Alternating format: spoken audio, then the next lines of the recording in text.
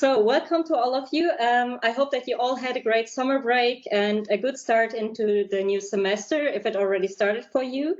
And yes, it's again a great pleasure for me, my colleagues Justin Powell, who's here, and Stefan Bordes, who should arrive very soon, to welcome you all to our 5th event of the Science of Science in the Spotlight lecture series. And yes, we are mostly working remotely, but I'm very happy to welcome you all today from my office. As you can see in the background, I'm back on campus, and yeah, it gives me some feeling of normality and some social interaction with colleagues who are also back on campus. And yes, it has not been planned to shift this lecture series to a virtual session, but of course this gives us the opportunity to get in touch with colleagues from around the world, from Europe, from different countries. And I'm so glad to see so many faces here and colleagues from different universities and research institutes who have the opportunity to join us today, what would not be possible if you would have the lecture series on site and on campus.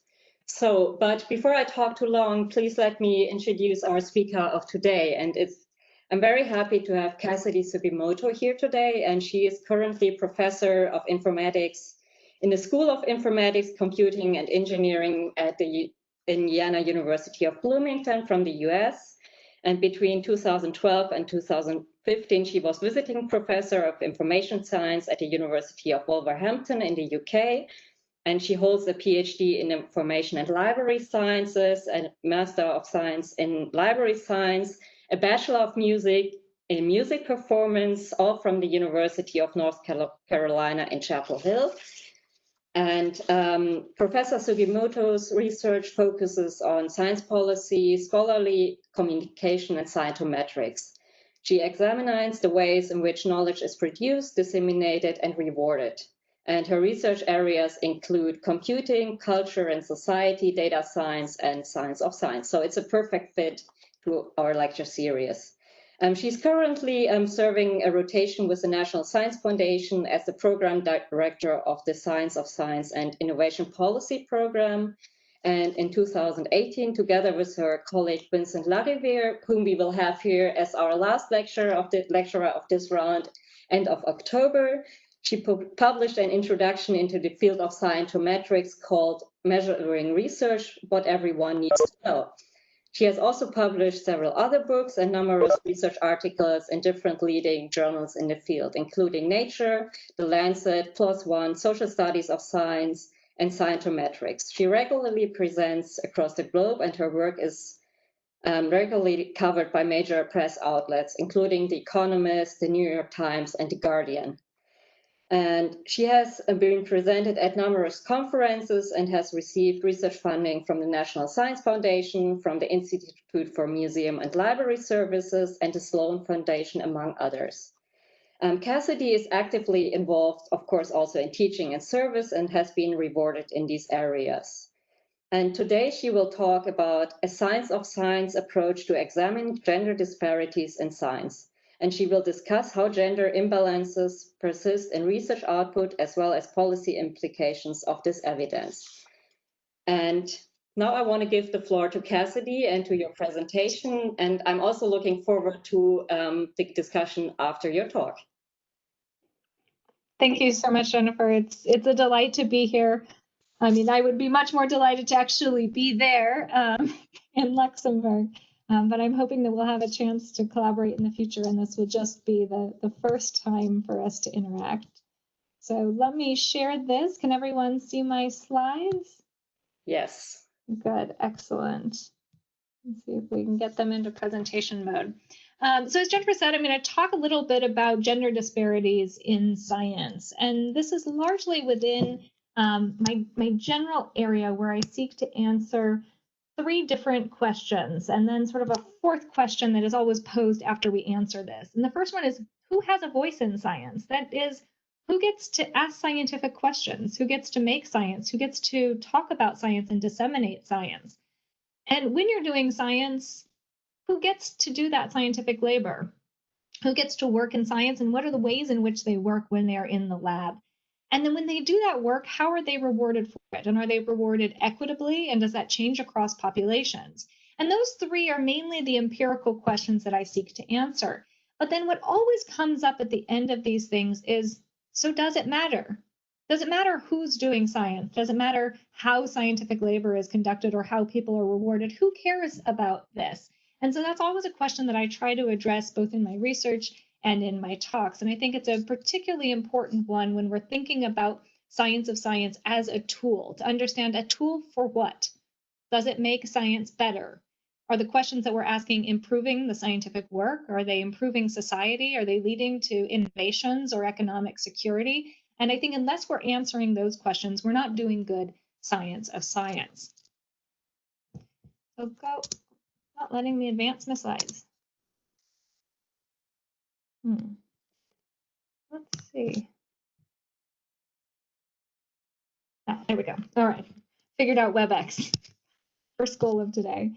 All right, so I'll start with a question that Michel Foucault famously asked in his essay, What is an Author? And he asked, what does it matter who is speaking? And in Science of Science, it matters a lot. Authorship is the coin of the realm. It is that Janus Veitch nature, though, of it, that it is both the credit, that is the rewards that accumulate to scientists because their names are on scientific papers, but it is also the responsibility. That is, who has to take responsibility when science goes wrong, when there's misconduct or fraud or errors in science? Who takes responsibility for that work? And so authorship is the coin around which that pivots. We know you're responsible for a work when your name is on it. You also get credit for that work when your name is on it. Now, this is not to say that there is scientific labor that is not rewarded through authorship, which is something that we can talk about. And there are many studies that look at that, of who gets left off the byline. But this currency is really the circulation of the scientific economy. Now, if we look at that just by gender, who gets on a paper, we see vast gender differences in production. So what you see here are the percentage of authorships that are male and those that are female. The bluer the country, the more the male authorship, and the orange that you see is more female authorship. And as you can see, it is a blue world, with most countries having much higher degrees of male authorship than female authorship. And now one of the things that we've done is we've taken all of these to try to understand what is causing those few orange countries. Are those examples that we can draw from? Do those show us positive things about what's happening in science? But when we take everything and we regress it down, the biggest predictor is male mortality. Now, that's not really a policy intervention that we can make, right? When men die younger, we have more women in the scientific workforce. There's no action that can be taken upon that. So this leads us to an issue that we refer to as the parity paradox. Sometimes when we see parity in certain countries, it is not because a country has done something well, but because they are impoverished in some way. There's a lack of capacity, lack of resources. There is a brain drain that has occurred there. And so their equality is not reached through policy interventions, but rather the lack of policy interventions that have left the country impoverished, and therefore women are in the place to do science in that space. Now, we can also look at this by discipline.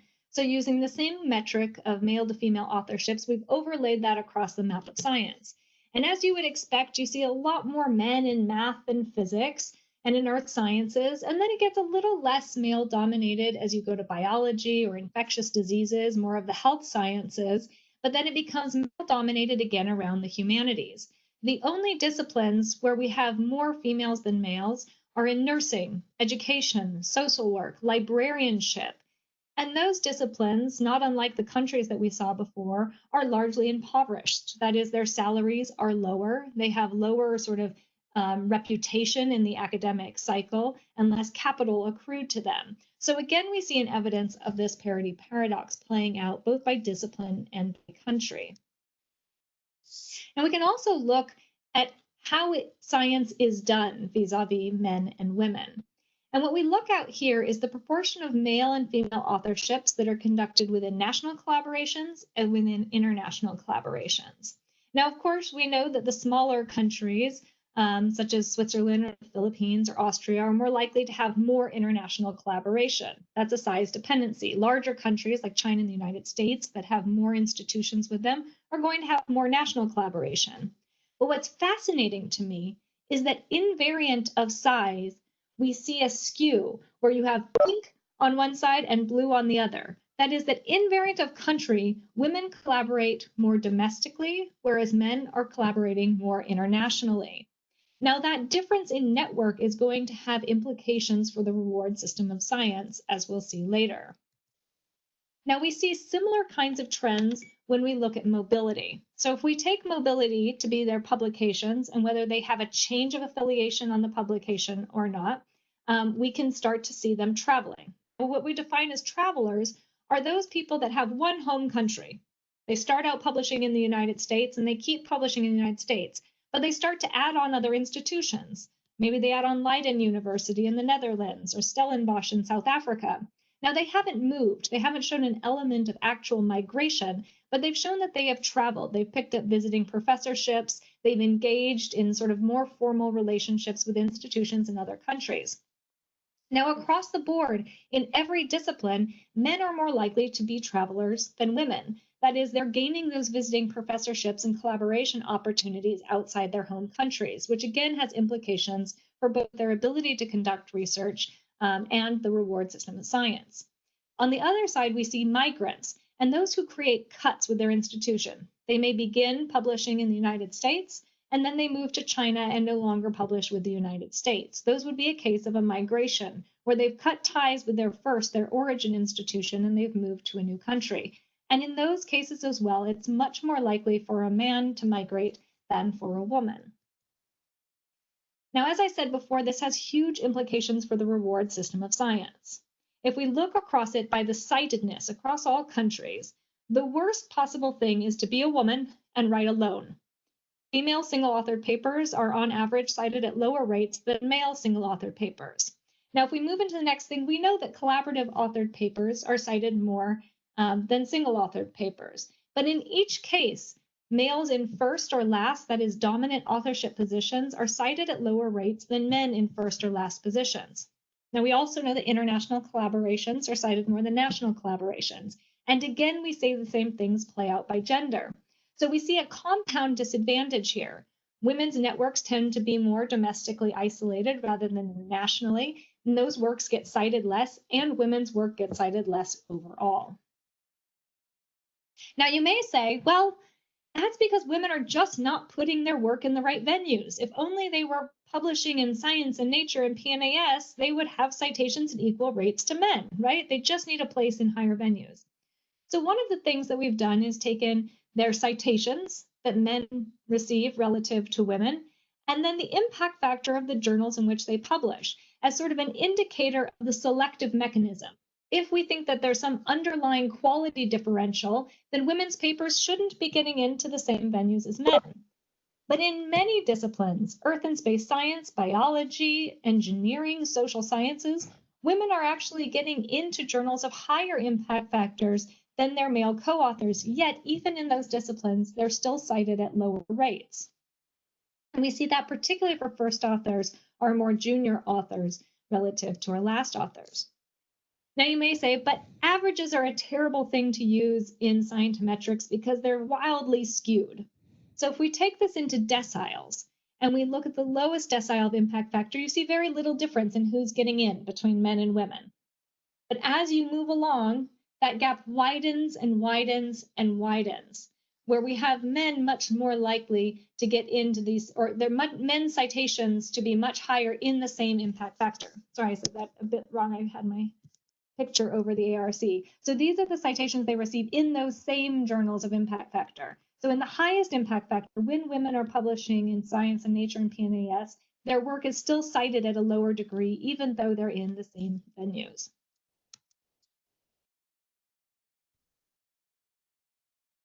Now, this is particularly compounded when we not only look at gender, but we also look at race. So these data are just for the United States, given our particular race classifications. And you can at first see the same things that we showed before. If you only look at the female column for Asian, Black, Hispanic, or white scholars, you see that women relative to men within every race category are less cited. But what you see going down the row is the proportion of that population where that surname is associated with a particular race. And what you can see is that when we have a name that only has 10% associated with a Black or Hispanic name, or 20 or 30%, the citation rate is similar to that of Asians or white scholars. But as soon as a name is about 90% likely to be Hispanic or Black, the citations drop dramatically.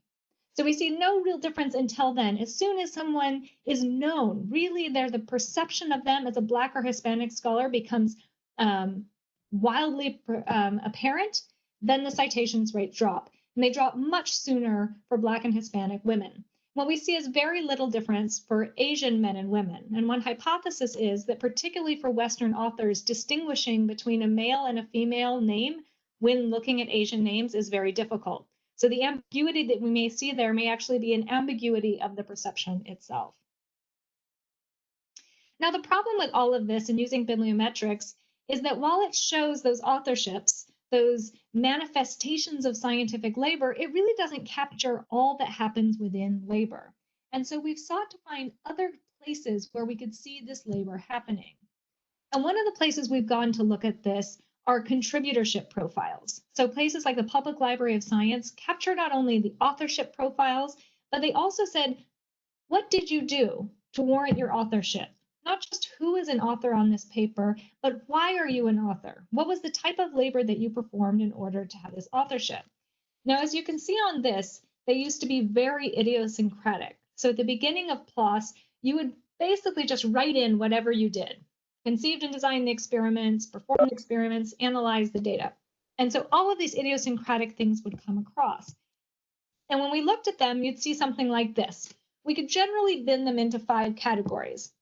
Analyze the data. Almost 100% of articles had an instance of something like that.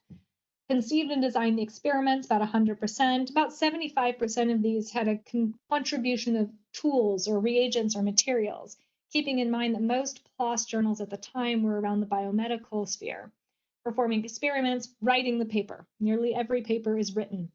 But there were more than 20,000 other kinds of tasks that were written in there that appeared in about 1/5 of all of the papers. So we won't go into that in this talk, but I think it's fascinating to think about these kinds of labor, this long tail of labor that we fail to capture with many of these contributorship analyses. So just taking those 5, we did a lot of different things. And one of the things we wanted to see was how often one person was associated with multiple contributions.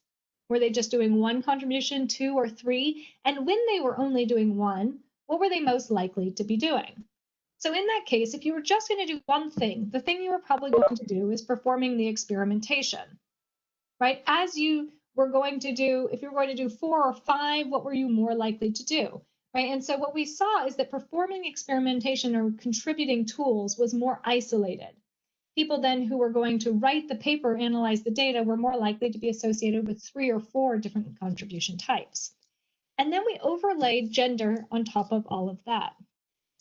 And what we found were that men were more likely to do all of the things, the analysis, the design, giving materials and writing the paper, with one exception, performing the experimentation. And this was disproportionately associated with female authors, who were much more likely to be performing the experimentation than their male co-authors. And now you may say, well, this is because they were young and, if they were just more PIs, but we controlled for all of these things: the age of the authors from the date of their first publication, the collaboration profiles, the country that they were from, the discipline that they were from. So controlling for all of these things, we still see women disproportionately likely to be performing experimentation. Now, in the last few years, PLOS, along with about 200 other journals, has taken on the credit taxonomy for contributorship, which includes a much longer list of items. It also splits out things like writing the original draft from writing, which is just reviewing and editing. And if we look at this and see what things are disproportionately female or disproportionately male, here's what we see. Men are more likely to be authors for supervision, funding acquisition, resources, conceptualization, software, reviewing and editing, project administration, and validation. Women, on the other hand, do the methodology, the visualization, the formal analysis. They write the whole thing. They do the data curation and the investigation. So those are pretty stark differences in roles that are disproportionately associated. And if we think back to that first figure, when we looked at that map of science and we saw how blue it is, that really makes invisible all of this labor, right? It says men are the ones doing science. But when you see these kinds of labor, you say, well, men are supervising science and funding science and providing resources for science. But women are doing science. Women are doing the methods, the visualization, the analysis, writing the full thing. And so as we start to piece apart this, we really see this disparity between who's laboring in science, the kind of labor that they're doing, and the recognition and rewards that they get from it. So this is all great, but what do the authors have to say about this? Can we investigate? Can we survey them? Can we bring in some of their voices into this research? So we did a survey. We had about 11,000 responses, but only about 5,300 of those had all of our relevant variables, which was gender and rank and discipline, number of collaboratively authored publications. And doing a bunch of regressions and controlling for all other variables, we found that women were significantly more likely to report an authorship dispute. That is to say, I feel like something happened in either the naming or the ordering of authors that was unfair. So we asked men and women, what are the factors that contribute to this disagreement? And both men and women said the same thing, different ways of valuing the importance of the contribution. Right? And I thought that was really stark, this reflexive thing that said, we didn't agree on what matters, what kind of labor is important, what we should value when we are determining who should be an author and where they should go in the list. So we asked all of them how much they valued the different kinds of contributions. And what was fascinating is, first of all, women valued everything more than men, right? So if you were ranking on a Likert type scale, how valuable is study design? Women thought that was more important than men. They thought literature review was more important than men. Data analysis was more important than men did. Everything except for one, technical work. It was the one area that men placed a higher value on than women. Now, if you remember, that's also the one task that women are more likely to be doing than men, which is a fascinating inversion, right? We often think and say, well, women are being relegated to certain roles, or there's a bias against women, or women are not being valued. But what this starts to say is women are actually not valuing themselves. They're not valuing the kind of labor that they're doing. In many ways, men are valuing the labor that women are performing on these teams more than women are. So this suggests different kinds of policy interventions. Not only do we have to think about the cultures and climates that we're creating, but in our mentoring, in our articulation of value, we have to ensure that all of those who are laboring in science understand the value that they're bringing to it themselves, because they may be coming with preconceived notions of their own inferiority complexes that they're bringing into this process. So I thought this was a really revealing moment for me in this process. So what can we do about it? Let's sort of shift gears and think about a couple of interventions that we can make that might make a difference in all of this. So as Jennifer said, I have spent the last 2 years at the National Science Foundation, and I've been thinking a lot about the role of funding. How does that influx of resources change who gets to do science and what questions they can ask? So here's a brief analysis that looks at funding for researchers within the United States. And what we wanted to look at was not only the proportion of those holding at least one grant, but also how much they had. So this was just that binary distinction. What proportion of scholars in the engineering, humanities, medical sciences, natural science, and social sciences hold at least one grant? And what we found here was that men were holding more grants than women in the medical sciences, but in engineering, women actually were more likely to hold a grant than men. So we thought, wow, this is a great story for engineering. But when we shift the unit around and say, how much were they getting? Women were getting significantly lower rates than their male counterparts. So they were more likely to have a grant, but they were having small grants. So this changes the kinds of questions that you ask. If you're distributing small grants to women, but large center grants for men, it's going to change their output, their citation, their visibility, and their future grant receipt. Now, we also wanted to look at this over time to see whether it was changing. And what was fascinating here is that it's not getting better, it's actually getting worse when we look at younger cohorts. So in the first column, you see people who received their PhDs before 1975. And the rate of those holding at least one grant between men and women is almost the same. Now, this could be an artifact of sort of the selection mechanism, right? The selection effect here is women only stayed in science if they were those receiving grants. And so all of those who were not receiving grants have left science.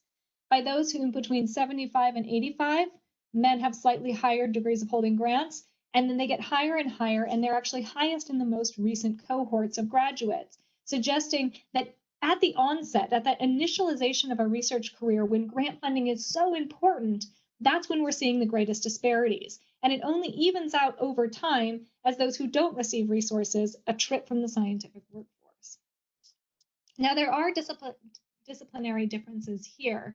If you look at the natural sciences, the current cohort is actually fairly matched, and we don't see as many differences. But if you look at the medical sciences, the average amount of grant dollars is huge. Women receiving much, much, much smaller grants for their recent cohort than men are. So that's one thing. We can put money into the system, but then if they have all this money and doing work, what are our evaluation mechanisms? What is our gatekeeping function? And is that possibly a way that we are keeping men and women out of science or in science? So one of the studies that we did was look at the case of eLife. Now, if you're not familiar with eLife, it's a large open access biological journal that was started by a Nobel Prize winner. So he received his Nobel Prize money and he said, what should I do with this money? And he said, the scholarly communication system is broken and I'm going to fix it. That's what I'm going to do. So he put his money into starting a journal. And he wanted this journal to be different in a lot of ways. First, it needed to have open science practices and it was going to be open access, but he also wanted to change the way peer review was done.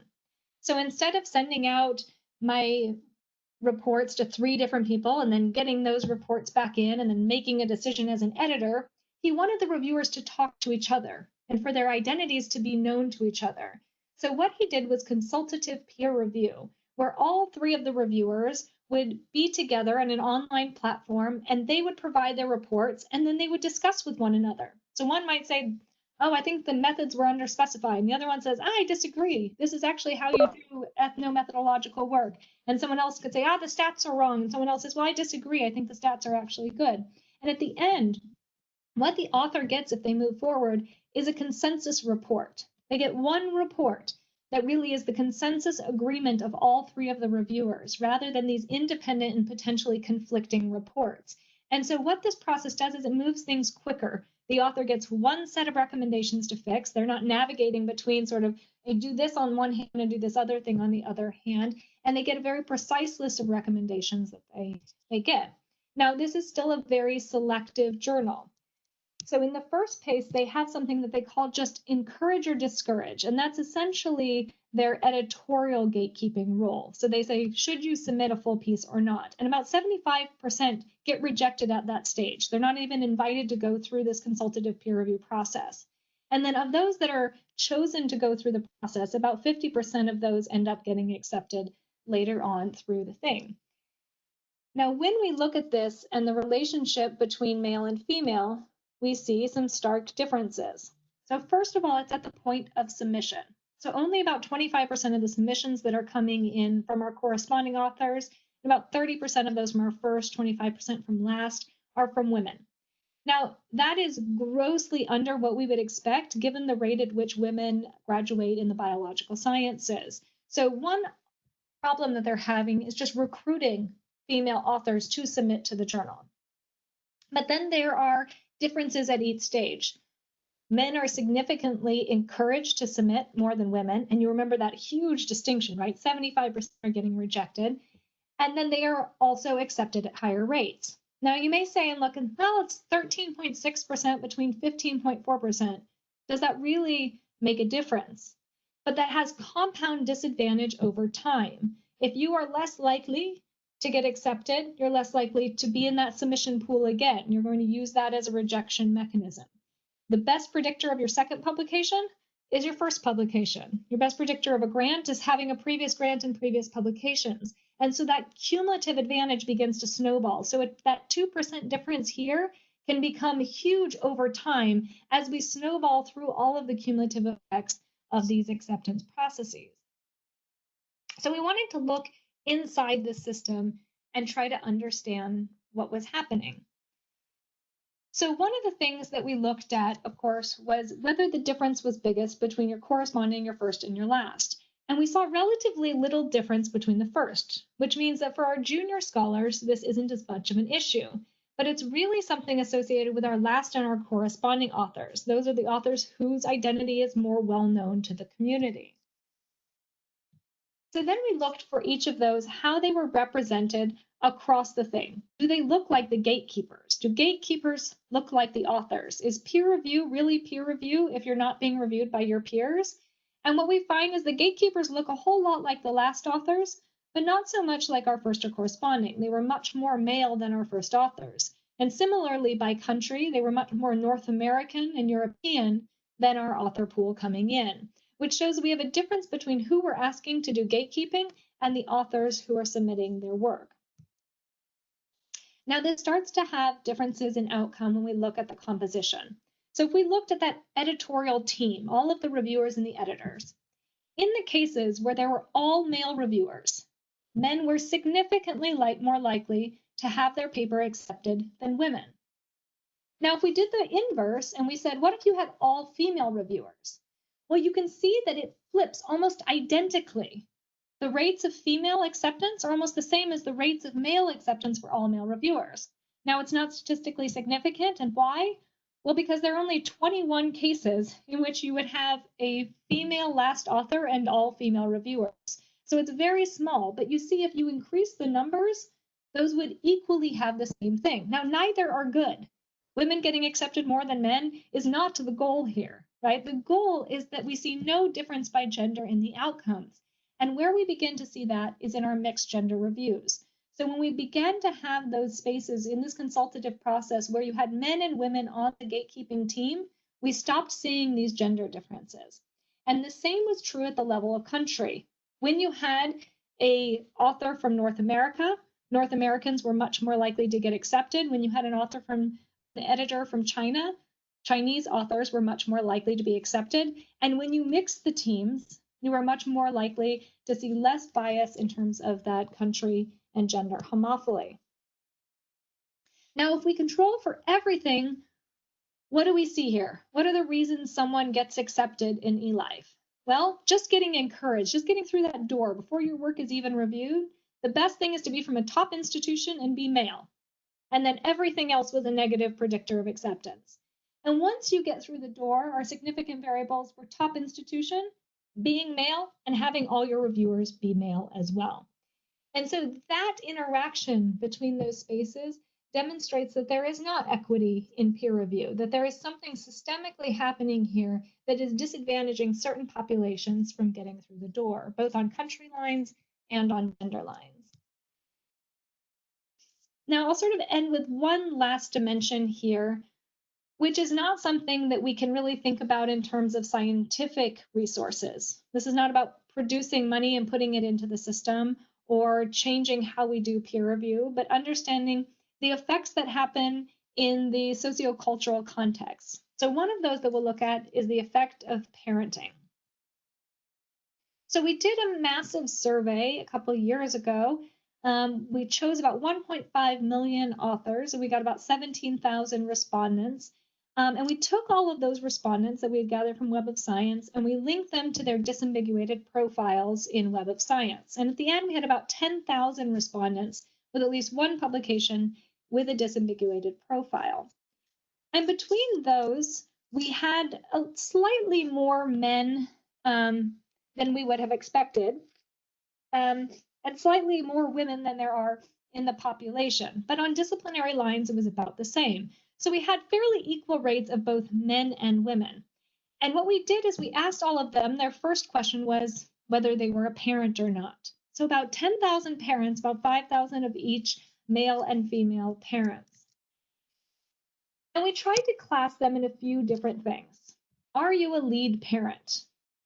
Do you have the primary caregiving responsibilities? Are you a dual parent? Do you share equal parenting with another partner or non-partner? Or are you a satellite parent? Is there another parent who does most of the child care work? And as you might expect, women are disproportionately likely to be lead parents compared to men. Men are disproportionately likely to be satellite parents. What was fascinating to me was that the modal response for both men and women was shared parenting, that they were dual parents, that they were in a parenting role and their partner played an equal role to them. So this, for me at first said, this is progress, right? We're seeing parents actually sharing these sort of domestic responsibilities. But then we started digging in a little bit more and we said, all right, when do you do parenting responsibilities? Are you on weekday duties, weekend duties? Are you on evenings or mornings? Are you overnight? And what we found is in every single time period, women were disproportionately likely to do the caregiving than men, particularly the nighttime duties, which makes sense given breastfeeding duties. But during the weekdays, during the weekends, they were always doing more labor in terms of domestic childcare than their male counterparts. So even when we look at this just for the dual parents, those who said that they had equal responsibilities, which you can see in that center column, the female dual parents versus the male dual parents, the female dual parents were doing more labor at each time. So we broke that down into dozens of different categories, right? All of the different kinds of things that you can do. Do you set up holidays? Do you cook the meals? Do you do bath time? Do you read stories at night? And in every single category except for one, women were more likely to do the tasks than men. And we sort of roughly put these in social, transportation, food, and evening tasks. And can you imagine what the one task was that men were more likely to do than their female counterparts? Coaching sports. So the dads were coaching the sports and the moms were doing everything else. But remember, they're all sharing parenting duties, right? These are joint dual shared parenting responsibilities. So then we found another group, and this was very exciting. So about a third of our respondents were actually in academic couples. That is, their partner was an academic. And so both the male and the female were in the same job occupation. And just for those who said that they were dual, we asked these questions. My partner takes on the majority of childcare so I can focus on my career, and I take on the majority of childcare so my partner can focus on their career. And what we found is that in these dual academic households, the women admitted that they took on the majority of childcare so that their partner could focus, and the men agreed with them. So in both of these cases, our male academics and our female academics acknowledge that in all cases, the female was taking a secondary role in terms of her career in order to focus on childcare, even in the cases where the occupation was the same and they claimed to be in a dual or shared parenting role. Now, what effect does this have when we go back to sort of the science of science question? And now what we can see is that in each case, the total number of papers that you have decreases according to the amount of childcare that you have. So lead parents for both men and women had a decrease in their production relative to satellite parents.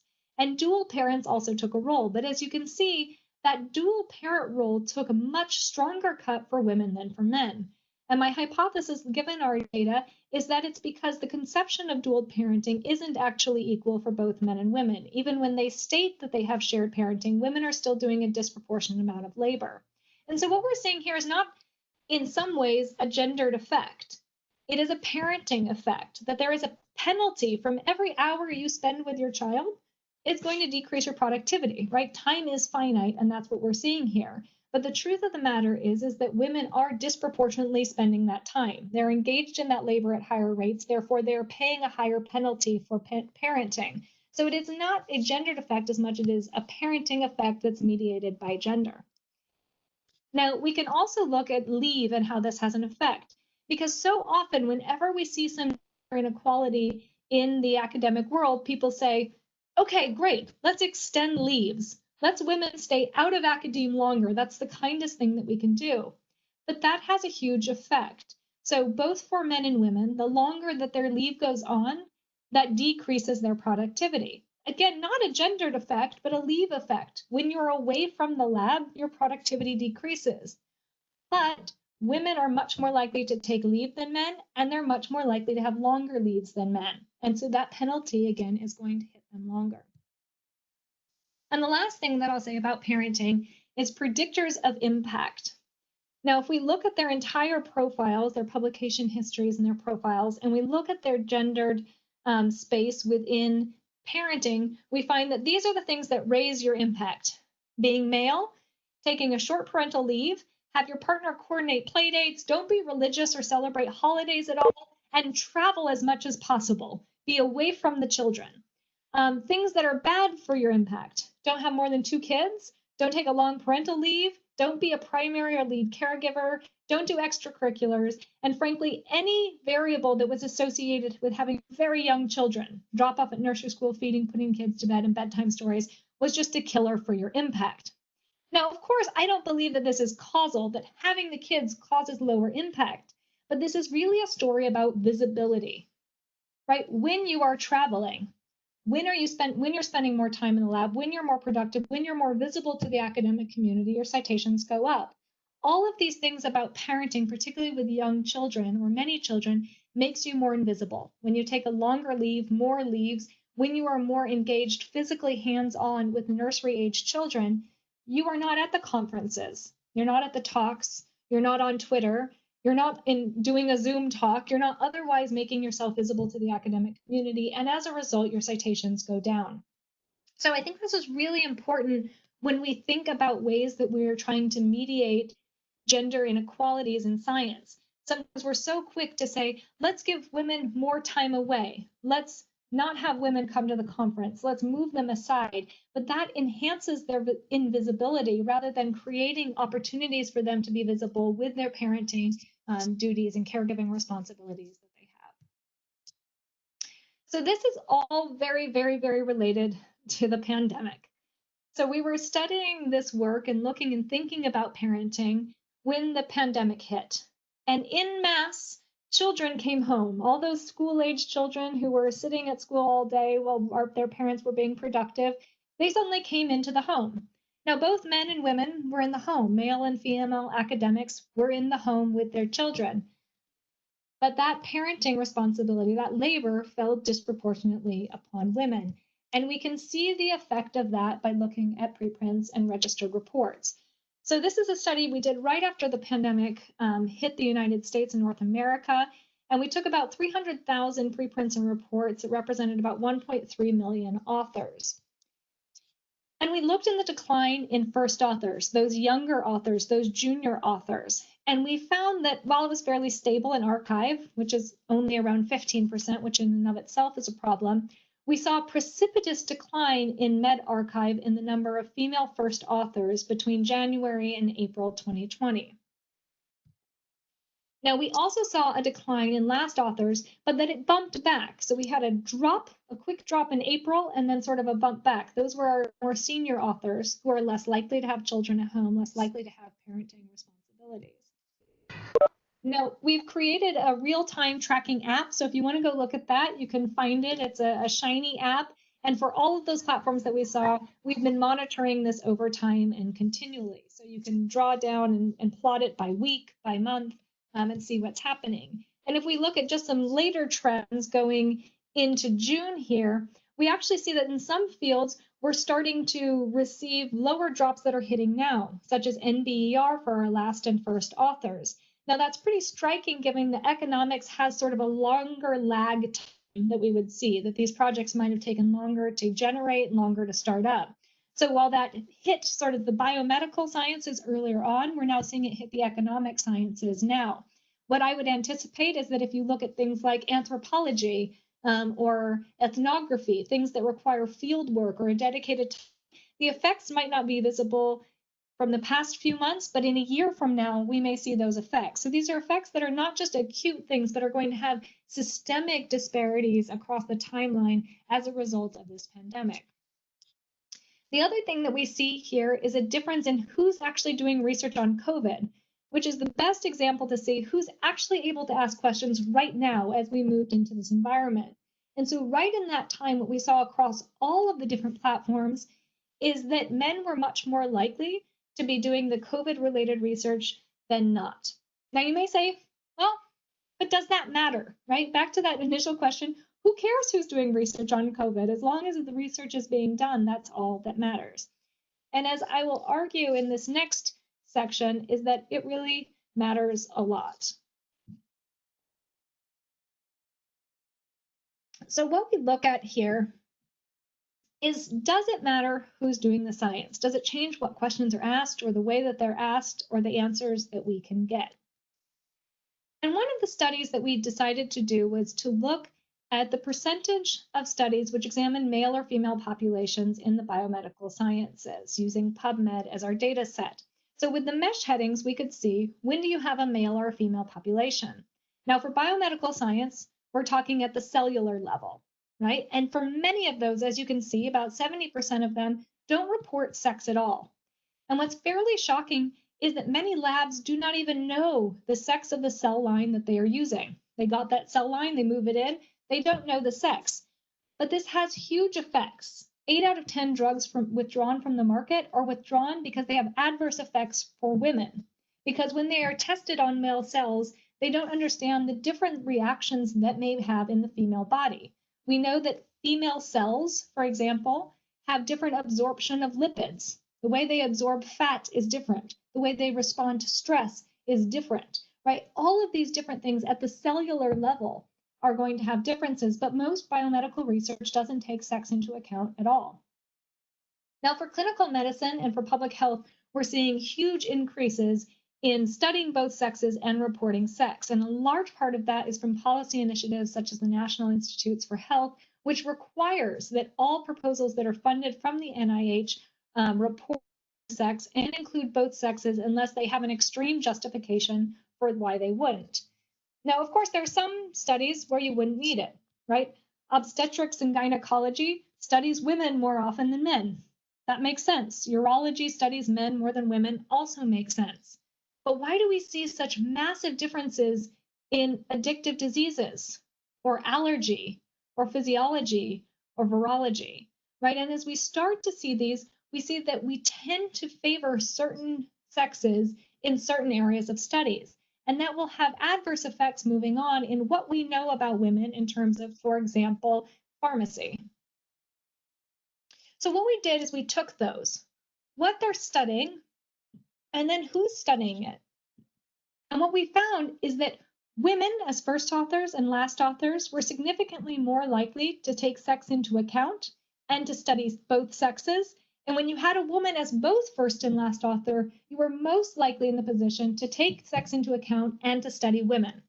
So simply put, to break down this huge odds ratio scale, what you get is that women are in the scientific workforce and in the biomedical scientific workforce, they're more likely to study women. We will know more about women.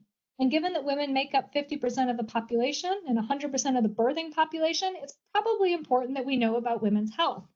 Now, we can extrapolate the same things to other fields. When you change who's asking the questions, we're going to know different things. We're just now starting to get results come out that say that the coronavirus affects men and women differently. So it's going to matter who's doing the studies. We found that it is disproportionately affecting our African American populations in the United States. We need African Americans asking those questions. So when we disadvantage certain populations into the scientific workforce, it changes what we know about those populations in the world. So I would say, yes, it does matter. So what can we do? I'm on my last slide, and then I will open it up for questions. So what are our policy levers? What are the opportunities that we have to combat this? Now, one of the first things that I would love to bring up in the conversation, because I know that people have very visceral and powerful feelings about this, are quotas. I happen to be a huge fan of quotas. I think quotas are important. I think representation matters. There have been plenty of studies that show, for example, when there are women in a doctoral program, even if someone is not working with that woman as an advisor, the retention and graduation rate for women increases. There's plenty of organizational theory demonstrating how important representation is in order to attract and retain certain populations into the scientific workforce. In many times, because of the pervasive and systemic barriers that prevent people from getting to that PI status, doing a quota-based hiring may be the only way to break through that barrier right now. Now, I hope we don't need quotas forever. The idea would be not to have quotas in the future, but right now I think that's important. Now, many of you may say, well, But science is supposed to be meritocratic, right? It's a self-organizing system, and the meritocracy is at the heart of that. And I would say, absolutely, it's supposed to. But if you're paying attention to anything I've just said, we've seen it's not meritocratic. We have been systematically disadvantaging against candidates with high merit for a long time. We've been doing a quota system. We have just been biasing it towards certain populations. It's time to shift that focus until we can fix and change and advance our levers so that we remove as much bias from the system as possible, where quotas are no longer necessary. I think we need to think about maternity resources in a very different way. Right now, we say a woman is pregnant.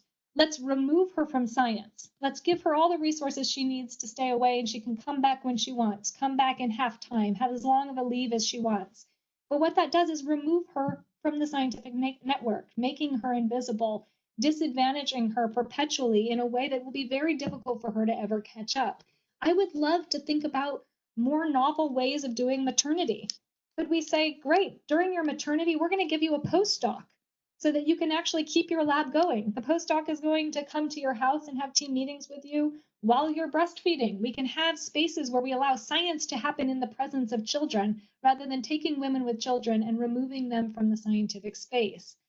We need to think about mobility. Again, when we isolate women to certain domestic contexts because mobility is difficult, because they are not able to lose, either because of elder care or child care, or other cultural conventions that make mobility more difficult, we limit their visibility in the scientific world. I have not talked about sexual harassment here, but it is certainly a huge thing that institutions and funders need to deal with. How do we deal with the climate for women and for other populations within science? So I think there are many things that the institutions and funders can do, policies they can put in place that are going to mitigate these issues. There's also a lot that publishers can do and us as gatekeepers can do. One thing is thinking about notions of transparency and peer review. I was so pleased with eLife that they were willing to go on this journey with us to really open the box and look into their peer review system and say, wow, we're messing up. There are things we could do better. And think about how the consultative peer review allows for that, but only if they create more heterogeneity in their gatekeeping teams. And they've been working hard to address this and thinking about open reviews and other mechanisms for increasing the transparency in their process. We need more accountability around authorship. We often know the success, but we don't know failure rates, both for publishers and for funders. We often can see who got the grant, but not who didn't. And if we have more sort of accountability under that, understanding the labor roles, who's going into that, I think we can get closer there. We need to think about fair open access policies. So I am a huge proponent of open science. And yet, I think many open science things have thought too much about the readers and not enough about the authors. So saying, great, we're going to make everything open access, everyone can read, just pay this APC. Well, that's great for all the readers around the world, but you've just changed who can be an author in science because not everyone can pay an APC. And so under-resourced individuals will not be able to communicate in science anymore. So we need to think about open access in a way that makes it open not only for the readers, but makes science open for authors as well. And the same thing goes for peer review. We say open peer review is great, but if you are a vulnerable population, you may be less likely to critique someone publicly. It may change your ability to have a voice in science, to actually participate in the gatekeeping procedure because you're still trying to get a job or get a publication or get a grant, and you may feel that it's going to complicate that. So there are ways we can think about open science in much more equitable ways. And then it comes down to us. It's so easy to say, oh, there's all this injustice in the world. I'm going to let the funders and the publishers and all of the big institutions deal with it because it's solved. But it really happens in our own labs. It happens in the way we recruit people. So there have been a couple of studies. You may have seen some of these looking at lab managers. There's one that came out this last year looking at postdocs where they asked professors, would you be willing to hire or mentor this individual? And they give them identical CVs and they only change, the name so that it implies a race or a gender. And guess what?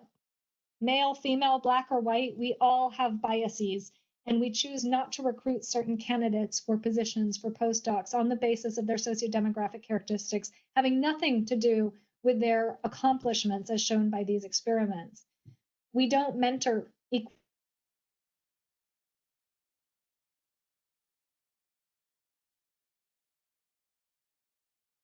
And we don't communicate in the same ways about authorship with all of our participants. So in many ways, we need to stop and look at our own practices. And I have to admit that I have been guilty of this myself. I've looked at my lab and I've said, wow, I keep giving my male students all of these certain advantages because they come at me and they say, hey, I have this great idea. I want to do X, Y, and Z. And I say, great, here are all these resources, go do it. And some of my female students, particularly from certain countries, come to my lab and they say, what can I do? And I give them a task. I give them an analysis task. I have them work on projects for me. And over time, I see my male students go and get the positions in the postdocs because they're leading their own projects. And I see the women students languish because I haven't given those opportunities for growth.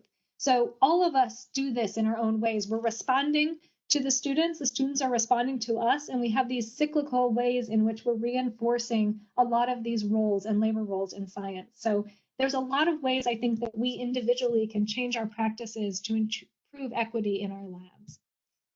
So with that, I will end. I want to have time for conversation, and I also want to get your insights and advice of how we can think beyond the kind of pat solutions that we've had before into something that is a more novel, a brighter, more beautiful future for science. So thank you very much. Thank you very much, Cassidy, for this fantastic talk. Before we start with the discussion, I would like to say, because I think I forgot it when we started the lecture, that you please put your name into the chat and then I can call you up to ask you questions. And there are already 2 questions posted. The first one is from Anna Kosmitsky. Anna, please, could you go ahead with your question? Yeah, okay. Thank you. Can you hear me? Yes. Perfect. Yeah, thank you for your talk. That was very interesting. So, of course, practically, politically, highly relevant. I have a lot of follow-up questions, and I think we need much more research on it. Let me just dig in one area. I'd be interested in the mediation by networks. You know, you explained that we have these differences in productivity and in impact between male and female, and then you provocatively explained it by different caregiving activities, but then you said, no, it's about showing up, about network effects. And I was wondering, don't we have research about it? Maybe you can talk a little bit about that, because we can study where people are at conferences, the networks effect, whether they show up, and if this is really the mediating variable. And then we could add certain policy or implement policies on that angle. Yeah, that's a fantastic question, Anna. And I think that there is more research that can be done. But what has been done, I think, reinforces what you're saying. One is the size of teams. So there's plenty of evidence that women tend to have smaller teams and contain those teams for longer amounts of time. So you'll have a team of 3 to 4, which you'd keep for 5 years, whereas men tend to have larger teams and more dynamism within those teams, which could be largely explained by the influx of postdocs and graduate students coming into their lab, but also collaborations from other spaces. So the size of your network as defined by your co-authors is different for men and women, certainly. Now, there's also been a lot of more SDS literature showing that that network effect is influenced by your attendance at certain meetings and your inclusion in conversations at those meetings, from both the formal to the informal. So the wine chats at night are often the impetus for many collaborative experiences to the presentations on panels. And there's been plenty of evidence that women do not receive speaking roles at conferences to the same degree that men do. So even when they're attending those conferences at equal rates, their visibility at those conferences is lower. So many conferences are taking initiative on that and saying, we're making sure that we don't have any more manels or male-only panels. We're trying to deal with issues to make sure that when women show up for those spaces, they're all often made visible. Also thinking about not having the networking events over alcohol and at night where there might be intensified caregiving responsibilities. So where there are locuses of visibility, even within those spaces, making sure that they are not disadvantaging certain populations. And I think that's a really good work that is evidence-based that's being done by conferences and other organizations.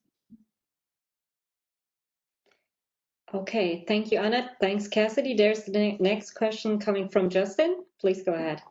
Hi, Cassidy. Thank you so much for your paper. You gave us so much rich empirical data on these challenges, and I wondered specifically in about peer review.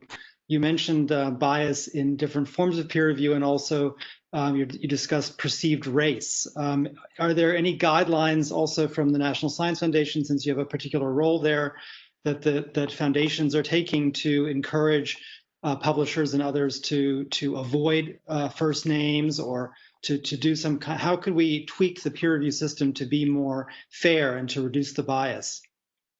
That's a great question. So I will point out to research from a colleague in Canada, which I'm happy to send and have Jennifer send to all of the participants. And she essentially looked at the difference between projects about people and projects about the content. And so Canada had different awards that were given on the basis of your accomplishments as an individual, where you were known, and then they masked the individuals and said, just look at the content. And as you can imagine, women did better when they were masked and only looking at the content when were they looking at the individual as a person. So I definitely brought that to the National Science Foundation when I was there and advocated that we think about blind peer review as a way to mitigate bias. But that has not been something, particularly because our criteria still respond to the person, right? One of the things we ask at the National Science Foundation is, does this individual have the capacity to perform this work based on their past achievements? So that is built in, explicitly built into our evaluation mechanism. And as long as we do that, we know that that's going to have biases, because it'll have institutional biases, which frankly, I think is one of the biggest biases we have at the NSF, is that people associated with certain institutions are always going to be deemed as more credible and lower risk because they have the resources and the capacity to perform the experimentation. So that Matthew effect at the institutional level, though, trickles down to these population demographics, because the institutions also have bias in who they're hiring. And so that all compounds together for it. But I certainly agree, going to blind formats, removing the individual and focusing on the content of science would have dramatic effects in funding outcomes. Okay, thank you. The next question is coming from Carrie. Hi, Carrie. Hi, Cassidy. Thank you for your amazing presentation. I was wondering, is there any gender difference on open access publish? Because you mentioned the fair open access policy in the policy level, the last slides, and the rationale you mentioned is whether people can afford APC. But I was wondering, is there any gender difference associated with this issue? Thank you. Yeah, that's a great question. So I'm going to give an answer that will seem like it's opposite of what I said, but let me explain it and break it down. So when we've looked at just the open access rates, we've actually seen higher rates of open access for most disciplines for women than for men. The issue is that's in the aggregate. And we also see high rates of open access for particular countries where they're not relying on an APC model. For example, South America, which is using Cielo and other platforms. And so we also have higher rates of women in the population for many Spanish and Portuguese speaking countries. So there's a lot going on here to unpack in the OA space, is that women seem to be going into OA, which are often, in many cases, lower in the journal hierarchy. So they're in these journals that are lower. They might also be in journals that have no APC at all, particularly from some countries. So there's a lot to still unpack there that we're trying to understand. But it does look like women are publishing in OA at higher rates than would be expected given their proportion in the population. Okay, there are many more questions coming in. Radim has the next question. Hi, thank you so much for the talk. It's been very comprehensive. In my question, I'm wondering if, because you've examined many variables, right, predictors of the inequalities, and could you at least analytically somehow draw a line between what is the internalist perspective, you know, the variables that are related to how science as a social system is organized, and the externalist perspectives, because of course we carry lots of prejudices and inequalities and approaches from other spheres of life outside of science. Was that something you could address somehow? Yeah, that's a fantastic question, and one that plagues me. So I'll say that no, I don't think that we have fully done that. I think that there's a lot more. We've taken all of the data that we can get from the OECD, from UNESCO, that give us country level demographics, that try to give us a picture of what the culture might be like in one country and how that might be contributing to some of these, whether it's religious indicators, whether it's educational indicators, all of those spaces. So we've tried to look at that. But again, that's at the country unit of analysis to try to understand that at lower levels, like institutional levels. We've looked at, race breakdowns by states within the United States. We've looked at political leanings within a state, amount of funding that the institution gets from their state, all of those things. But then getting it down to that individual level is really difficult, right? We don't know whether that individual may have intersecting spaces that we're not accounting for. Maybe they're a first generation student, or maybe there's social class distinctions that we're not capturing here. Race is hard to capture at the global level as well. So I would say, no, we haven't had a good model that can fully account for what is coming external to the academic and scientific community, what is coming internal, and can we even distinguish those, right? Science is a social activity. Can you even distinguish the scientific from the social? But I'll also point to one other thing, which no one's brought up, but I think it's an important thing to say. The other thing we can't do is the intrinsic quality, right? That's always in the back of everyone's head. So I'll just be the one to say it is, well, what if male papers are better? What if their goodness is higher? What if their quality is higher?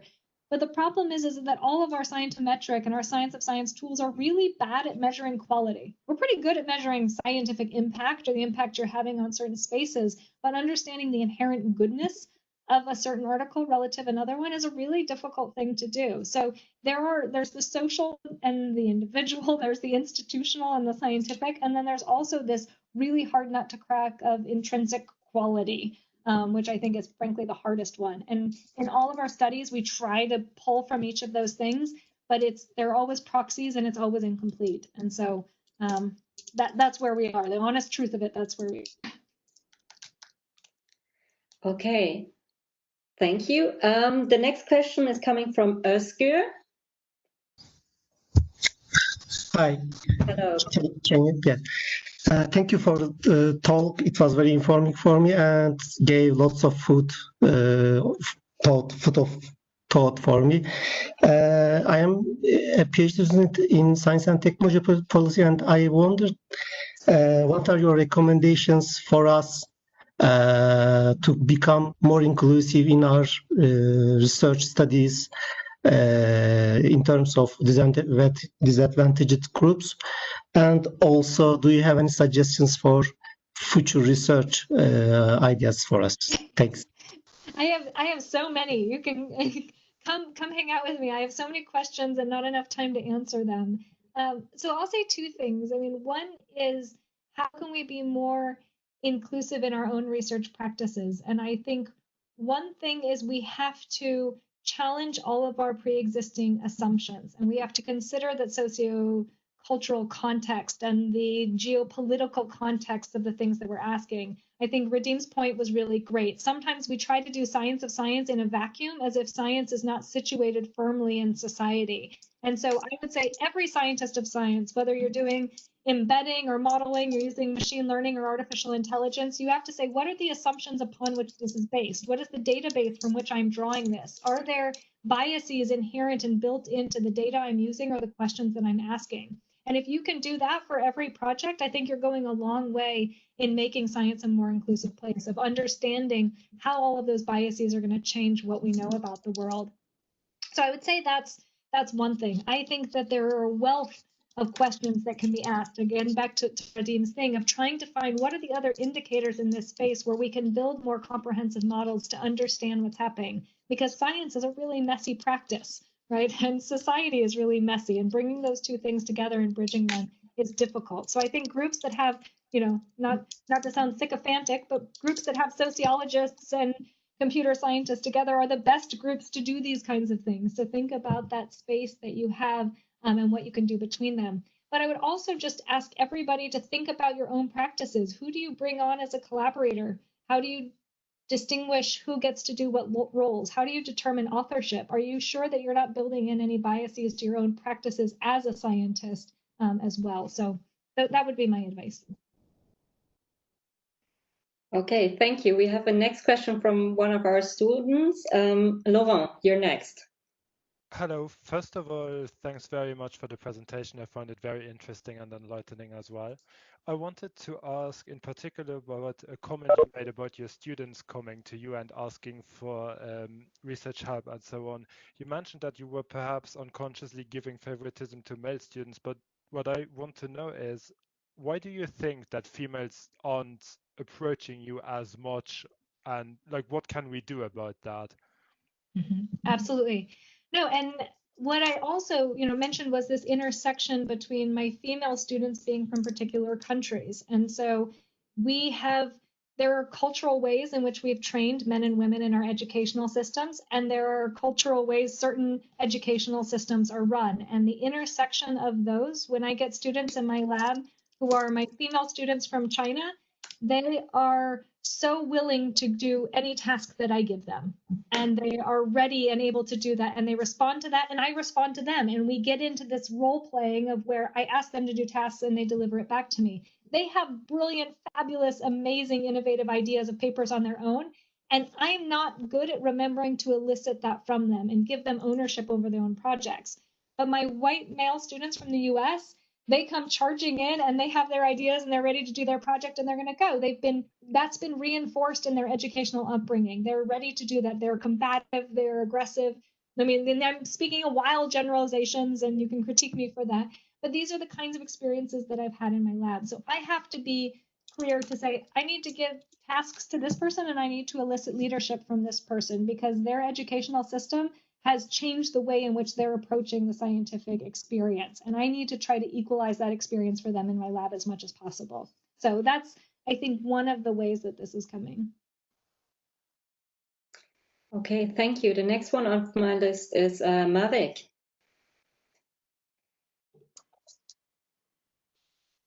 Hello, Cassidy. Great for fantastic presentation. Good morning, good evening, everyone. I have a question about the role of accumulative disadvantage as you can see it.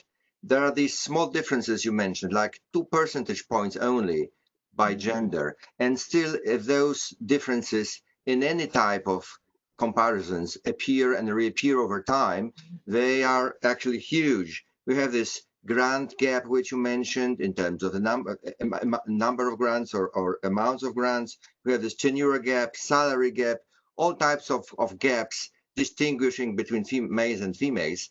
And still, there may be small differences. But do you believe this bloody accumulative disadvantage thing can be stopped? So do you think those biological clock, which is ticking differently for young scientists, males and young female scientists in between 25, 35 or 40 or so, can be somehow stopped and these differences would not be so great? I believe the power of the small differences is huge, and so the question is important. What do you think about this idea? I love your question. Because I think it speaks to something that we often say, how do we fix women so that, right? Because women are broken. They don't meet our ideal characteristics. They have all of this stuff, right? They ovulate. It's messy. Women are messy, especially between 25 and 35. They don't follow the kinds of things that we need them to do because between 25 and 35, they should be in the lab till 1 a.m., right? They should be working all the time. They should be in the library. They should be traveling. They should be doing field work. That's what they need to do to be a productive scientist. So do I think we can stop their biological clocks? No. And I don't think that we should either. I don't think that's good for society, right? Should we stop academics from being mothers? No, I don't think we should do that either. I don't think that's good for society. But I think we need to reimagine what academe looks like, not so that other populations fit the ideal worker norms of a male without children from a certain country who speaks a certain language and is from a certain institution, but we need to change science so that incorporates these larger populations with all of their diversity, with their different clocks and their different languages and their different institutions and their cultural habits. All of those things have to go in. So I think that's a really important question, because it's too often to think, okay, let's make women be as ideal as possible, but I think we need to make science be as inclusive as possible, and that's the difference here. Okay, thank you. The next question is coming from Shahid. I was just wondering, in terms of, because you're talking about like how participation in the conference and visibility makes a difference. I just created, thanks to Jennifer, a poll on whether you are male or female. So if you would like just to take a second to answer, and then we'll have that statistics and be honest. And can I say, while we're all taking this, I just took mine. I do apologize always in my talks, and I haven't done it here, for the binary distinction here of male versus female and women versus men, and I deal with the sex and gender things a lot in my talks. And we do tend to ask the non-binary questions in all our surveys, and we get low degrees of people who are not identifying with a certain binary distinction. I'll just put that out while people are taking their survey. Shahid, maybe can you explain for those of us who are not familiar with that, where can I click? Maybe someone who clicked can say that. Maybe the hosts cannot do that, I'm not sure. Oh, okay, good. Most people have answered, 33 out of 44. It's going up. You're a female, you're discriminated against from taking the poll. Great, that's a good starting point for our discussion. So right now, we have a majority of female participants, 21 out of 44, and 14 out of 44 are male, according to the answers. 7 people have not answered. So we have 48% female participation and 36% male.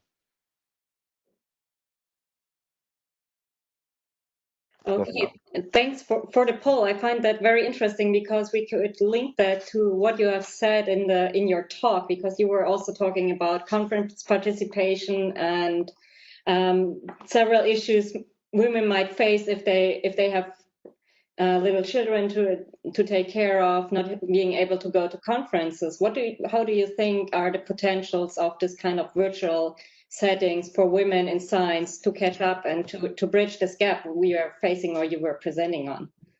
Yeah, well, I'll say 2 things on this, right? So I like this poll. What I also find, though, is that when you're doing a talk about gender, you get more women than men, and that's a problem too, right? So that's part of the issue here.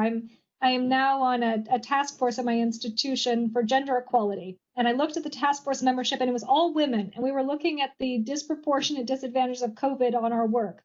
So we have all of these women who are overburdened because they have childcare responsibilities. So we're asked to serve on a task force to fix the issues of women being overburdened in the academy. So, I mean, one of my first things was to add men onto the committee. So I would say, for those who asked, what questions can I ask? To ask more questions considering other lenses and other perspectives, but these talks are going to have it. About women being able to attend, I think that it's a dual side of that sword. So on the one hand, you can say this is great. Women who are taking care of young children who otherwise might not be as mobile are able to attend, and that is true. At the same time, being a mother myself of 2 kids, I can tell you that my brain has been so divided the last 6 months, as half of my brain is trying to make sure that my kids are logged on to their next session and they're doing their schooling, and I'm helping with geometry and I'm teaching Spanish and I'm taking care of the new puppy that they wanted. And then I'm trying to focus on this talk right now, right? And so doing all of that, if I were in Luxembourg with you, I would not be thinking about my children's geometry, right? It would free me and give me that space to do it. And exactly. So I think that it's good, but it also comes with its own constraints. Okay, thank you. I wonder if there are more questions in the audience. I cannot see any in the chat right now. Diego. Yes. Diego, yes. Hi. Well, thanks for the talk. It was really amazing. And I was wondering, for me, the most intriguing result is on the citations and how the gap enlarged on the most prestigious journals, the ones with the highest impact factor. And this is, for me, maybe is the less expected result, because I would expect that this is something that was going to be more or less the same in all the different levels. So I would really like to hear a little more on what's happening in this elite in the academy that has the wider gap. Mm-hmm. Absolutely. So this is something that I've been playing with a lot and trying to find the answer. And so I'll start out by saying I don't have the answer right now. But one thing that we have looked at has been self-citations. So we're trying to extract that. There have been several studies suggesting that men self-reference at higher rates than women do. And so those self-references may be playing into effect, particularly for these high-impact venues. And that their networks are larger, therefore they're going to garner more citations from their external networks than women are, even in those same venues. So that comes into effect. But what I really want to be able to control more for is normalizing the citations at the level of topic distinction. So we do a great job at normalizing by discipline. We know that, you know, a physics paper is going to have more citations than a history paper. But there are topical distinctions that I think make a difference between qualitative and quantitative, right? So many subjects within, for example, sociology has shown that women are more likely to be doing the qualitative work than the quantitative. Quantitative is cited at higher rates. If you normalize by discipline, you capture some of that, but not all of that. There was a study at the NIH, which I found fascinating recently, that looked at acceptance of proposals, and they were trying to figure out why the Black and African American populations were getting accepted at lower rates at the NIH. And what they distilled it down to was topic. The Black and African American proposals were asking about public health issues rather than biomedical or at the cellular level. And those are funded at lower rates. And so what I would like to be able to understand there, and I think it's an important point, Diego, is whether certain populations are disproportionately focusing on topics that have lower citation values in academia. And so whether our normalization for citation needs to go to a different level beyond just a big disciplinary classification, but actually to think about those. But the other side of my brain says, but if we keep normalizing it down, then functionally citations have no value at all, right? Like at some point you've over normalized it to a point that they're not indicative of anything. So I think it's an interesting point. We have to understand why in that space, and that's an answer I don't have right now.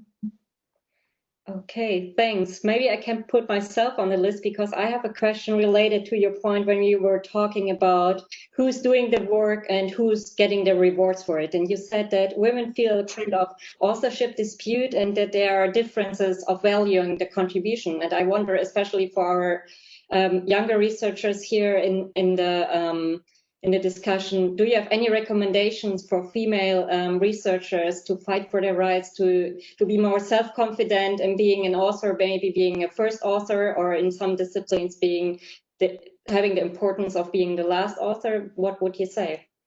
Absolutely. I mean, I think that that's part of the negotiation that has to happen. One of the results that I didn't show in the slides is when male and female PIs tend to initiate the discussion about authorship and who with.